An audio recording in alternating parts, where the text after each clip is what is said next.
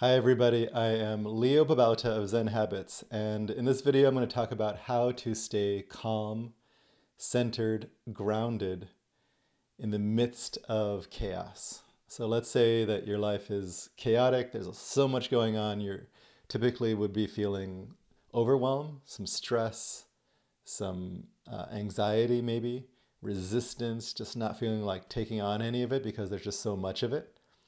Maybe there's a crisis going on in your life. Maybe people around you are panicking. Maybe there's just a lot coming at you all at once. Maybe you're tired in the midst of all of that. So how do we find our center? How do we remain calm and grounded in the midst of that? Because one mistake that a lot of people will make is trying to clear the external world so that I have simplicity externally, that I don't have a lot of stressful things in my life. I don't have anything that's going to overwhelm me. There's no chaos. And this is a mistake because what it does is it shrinks our lives. It means that I need to cut people out, cut out projects, take off things from my plate so that I can be calm and grounded, which is fine. There's nothing wrong with simplicity. But then what happens when even that simple life becomes a little bit stressful and chaotic and overwhelming? Because it will, right? And we shrink down even more and take more off of our plate and more off of our plate. And eventually that lever just doesn't have any power anymore because there's just so much you can simplify until you're just like staying home, not talking to anybody, not taking on anything challenging, not learning, not putting yourself into uncomfortable situations where you don't know how things are going to turn out. And you're basically just going to stay in a room. And that is actually how things tend to go, is that our lives, as we get older, if we're not actually fighting against this trend, it tends to shrink.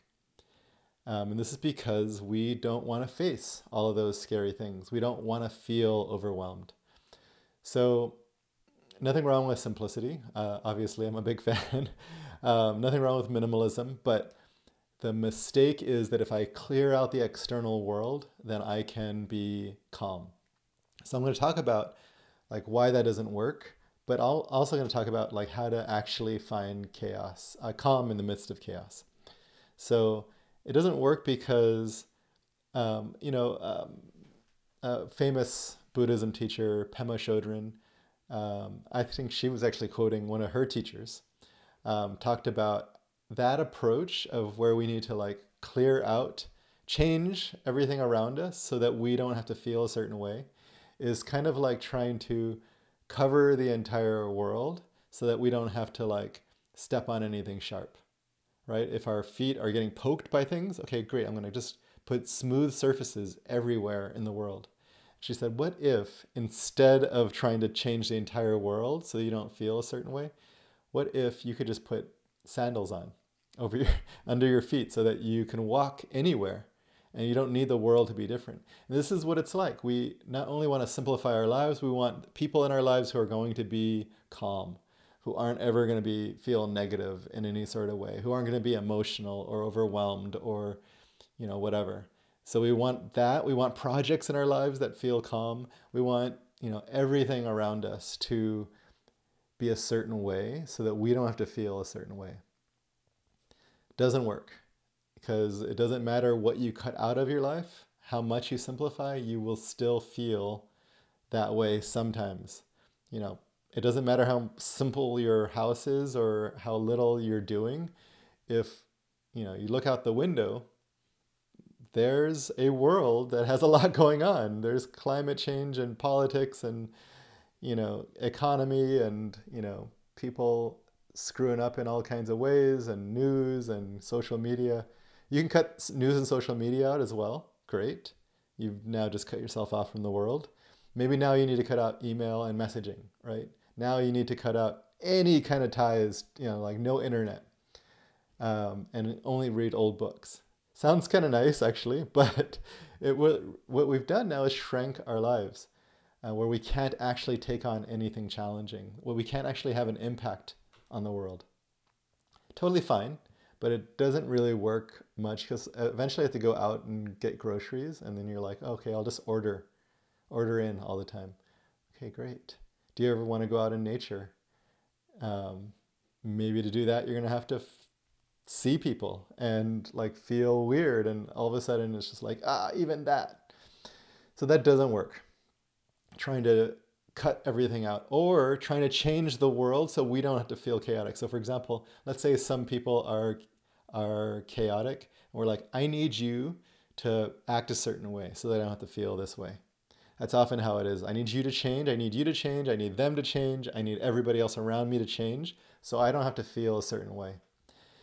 There's nothing wrong with that, working with others to like, ask them to change, setting boundaries, all of that kind of stuff is really good.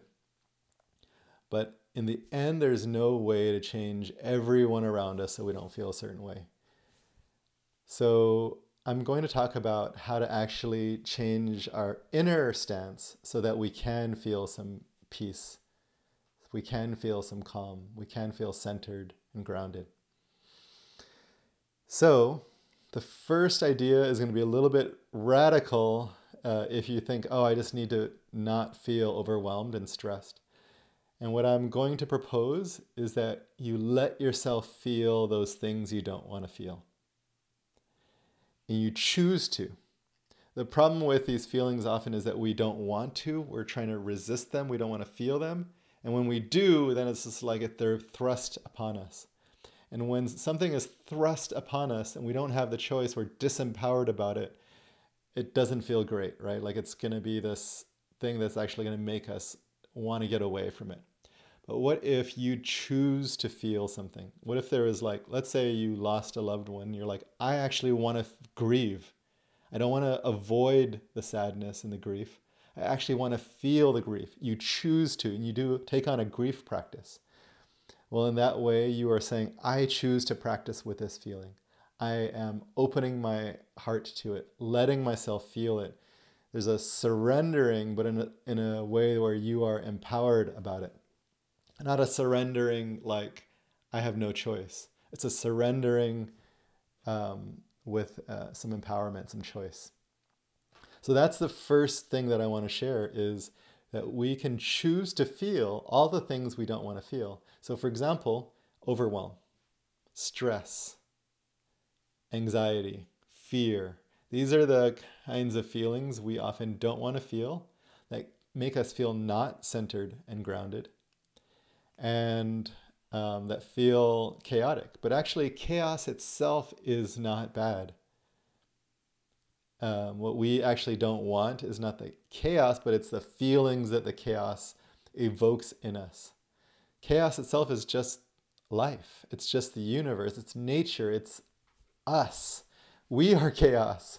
And so if we're saying, I don't want any chaos, what we're saying is we don't want ourselves. We don't want life. We don't want nature. We don't want the universe.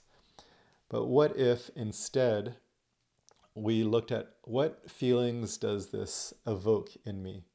And then I open myself to the feeling. So what does that look like in practice? Well, what that would look like in practice is saying, ooh, I'm feeling some overwhelm right now. There's a lot here. What if I just pause for a moment, take a few deep breaths, and then just let myself feel the overwhelm, which is really just a version of anxiety, right? So just feeling, right? Just let yourself feel that. Now, you don't have to feel it to the point where you are like traumatized by it and like, laying in the ground, curled up in a ball. That's not what we're looking for here. But what if you say, ooh, I can do this. I can feel just a little bit of it in my body. And this is a bodily practice, an embodied practice, which means that we feel it in the body. That's not how people usually relate to overwhelm. They think of it up here. I'm overwhelmed in the head, but actually we're feeling it here. Here is just the thoughts about the chaos, about the overwhelm, about all the stuff we have to do. And those thoughts aren't actually reducing the overwhelm, they're increasing it. They're fanning the flames. So the first practice is pause and then let yourself feel the overwhelm, anxiety, the stress in the body. So just let yourself feel that. Where is it located? Can you be curious about the feeling, the sensation of it, the physical sensation? Can you bring some curiosity? Can you bring some friendliness, which is like a warmth, a warm friendliness, like, oh, I'm befriending this physical feeling in my body, which is you. You are that physical feeling. It's not something that's separate from you that someone else put in you. You created this set of sensations that are going on right now. And what you can do then is let yourself just befriend it, which is like having a warm, friendly attitude towards the set of sensations. That might sound weird. I encourage you just to practice with it and see what you can find. And then put some comments, ask me some questions after you've practiced 5 to 10 times with this. Okay. So that's the first practice, is just open to the feeling. Now, as we do that, the second practice is just deepen your breath and slow yourself down.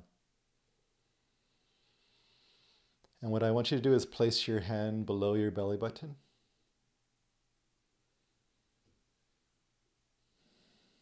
And just feel that part of your belly, breathing outward and maybe even outward and down towards the ground.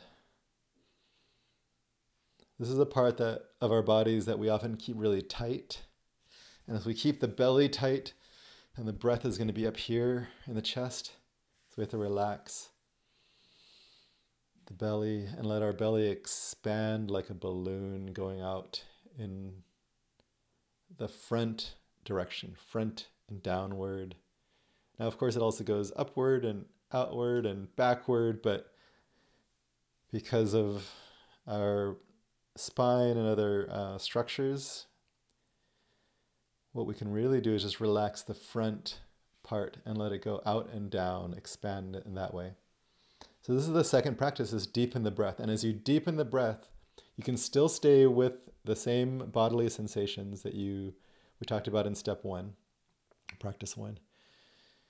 But just notice that it's slowing you down. And this is, as you might know, this is slowing you down into your parasympathetic nervous system, which is the part of your nervous system that can have focus and calm. It is what happens when you're not in danger. Overwhelm and a lot of stress and anxiety are all in the sympathetic nervous system, where we are in danger. It's the fight or flight or freeze or fawn type of mode, right? Where we have to do something about this danger. But actually, there's no danger. And so the breath slows us down and reminds us that actually there is no danger.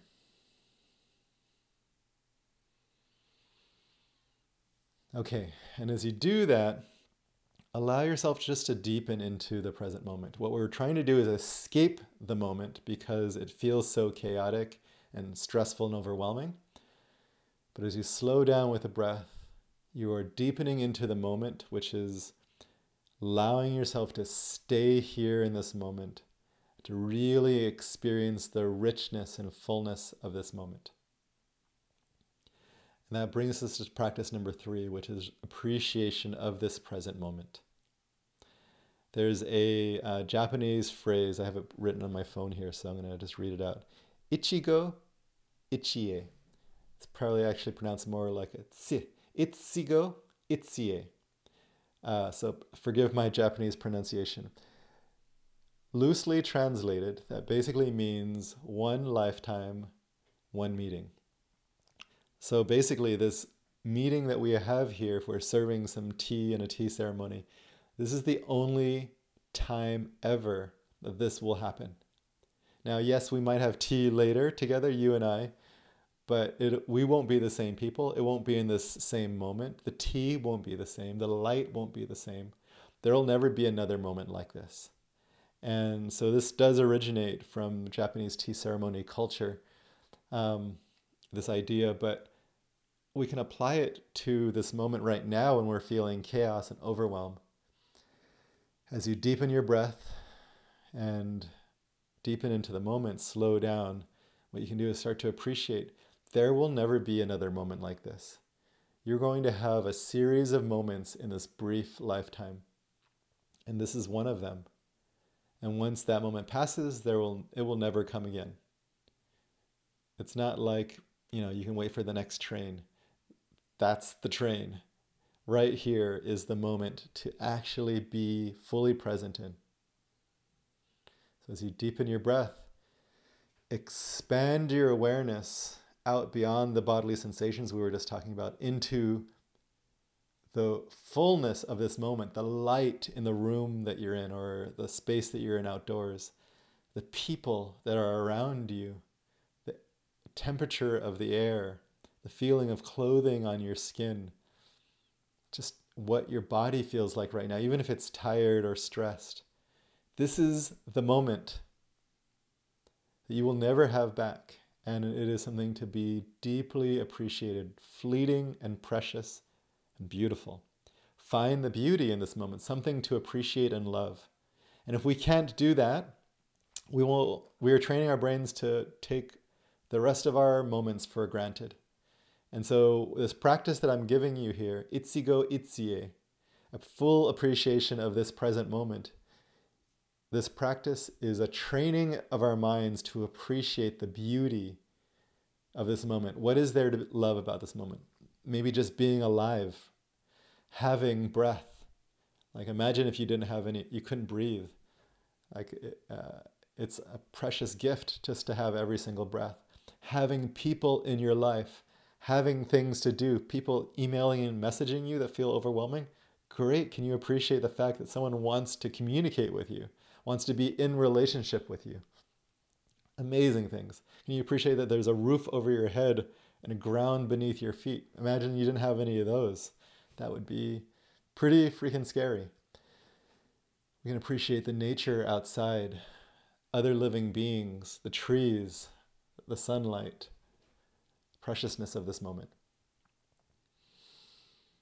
And finally, this might be just an extension of this third practice, but a fourth or final practice is feeling connected to everyone and everything around us. We are interconnected, interdependent with every other single living being, humans and otherwise. Every living thing, trees out there could not survive without us. Well, maybe they could, but they depend on the air we breathe out, and we depend on the air that they breathe out. I'm using some of these terms loosely, but we are interdependent with them. We feed off of them and they feed off of us. We are creating the trees and the clouds and other beings, and they are creating us. And so each moment is co-created by us and every other being and living thing, every other non-living thing as well. We are being changed and we are impacting others. And so a deep appreciation of the interdependence, the co-creation of each other is maybe the final practice. Now, you don't have to do that one. We'll call that bonus. If you just do the first three, I believe you can find center. Center is the feeling, the breath, and then the appreciation of the moment. You can find groundedness. You can find calm. It takes practice, but you're going to be given lots of moments of practice. So I wish you the best practice with this. Write down a note to practice with it. It could be something as simple as peace or calm or grounding or even chaos. Write down these practices, practice them regularly, and let me know how that goes for you. Thank you, my friends.